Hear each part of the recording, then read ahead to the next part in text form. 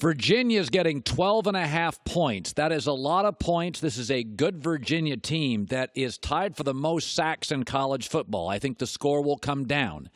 You got to remember, Notre Dame played an incredibly physical game last week and a highly emotional game at Georgia. It's the biggest game in Georgia football in a long time. It was so physical. Brian Kelly said, watching it on the sidelines, you could hear that game like no other. I think Notre Dame's banged up. It's a highly emotional game. Virginia was awful last week as they were looking ahead, so they looked like garbage against Old Dominion. Notre Dame tends to be a good team after a loss, but not as dominant. I think Virginia covers. Notre Dame wins. They pull back emotionally. It's 30-20, but I'm going to take Virginia and the points here, their biggest game in a long time. Northwestern's hard to figure out, okay? They are bizarrely good on the road. They're 8-0 in their last 8 road conference games. They're also bizarrely good as a double-digit underdog. In the last 18 games, they've been a double-digit underdog. They've won 10 of them straight up. Northwestern, 15-2 in their last 17 conference games, one of the best coached teams. Now, Wisconsin's better, there is no question. And because Wisconsin was on national TV and drubbed Jim Harbaugh, I think they're overvalued. I like them. I think if you slow down Jonathan Taylor, the running back, you slow down the offense. Again, I'm taking a team that got a 4 turnover benefit against Michigan, one on national TV, and everybody in the world now has Wisconsin in the playoffs. Wisconsin's going to be down 2 starters in the secondary.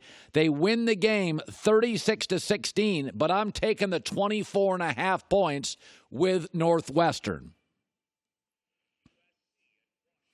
I'm going to take the favorite Washington here, favored by 10. I think they win by more than that. USC is clinging to life. They're a mess. Don't overvalue the Utah win. Utah is Utah. Washington is better defensively, better at quarterback, better coach, and an overall better roster. USC's a bad road team, 2-5 since the start of last year. They can't hold on to the football, last in turnovers in the Pac-12, last in turnover differential, so don't take it away. It's a coaching mismatch. Clay Helton, with all that talent, last 16 games, 8-8.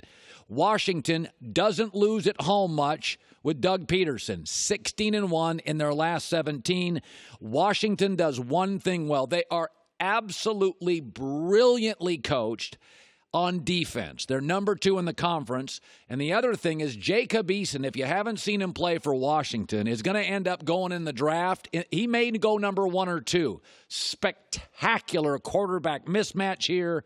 Washington wins it. USC is a big play offense. They'll score some points downfield, but I'll take the Huskies to win by more than 10, 34-23.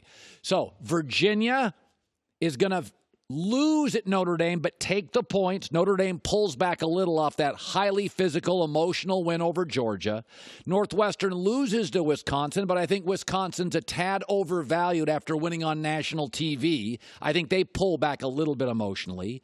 And I think USC is not well coached, can't hang on to the football. We're overvaluing them on a home win at the Coliseum over Utah and Washington. By the way, USC lost to BYU. Washington went to Provo and destroyed them. Just a better coach team and a better football program right now. There you go. All odds provided by Fox Bet. Hi, everybody. Thanks for watching. Subscribe here to get the latest from the show. Also, be sure to check out more of the best clips from The Herd or go watch a few segments from other shows on FS1.